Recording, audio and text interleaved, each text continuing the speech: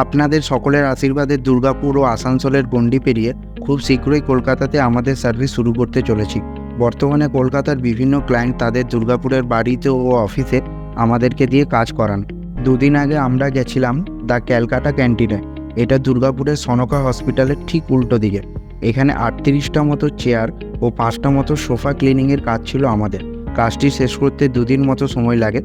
আপনাদের যাদের হোটেল বা রেস্টুরেন্টে এই ধরনের চেয়ার সোফা পরিষ্কার করাচ্ছেন তাদেরকে আমরা জানিয়ে রাখি, এই ধরনের সোফা বা চেয়ার ক্লিনিং সাধারণত আমরা রাতেই করি, বা ফিক্স কার্পেট বা অন্যান্য কার্পেটের কাজগুলো আমরা রাতে করে থাকি।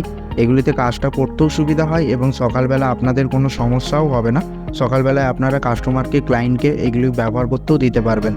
বিভিন্ন হোটেলের বা অফিসের যে কোনো কমার্শিয়াল কাজ আমরা বোলপুরও খুব শীঘ্রই শুরু করছি।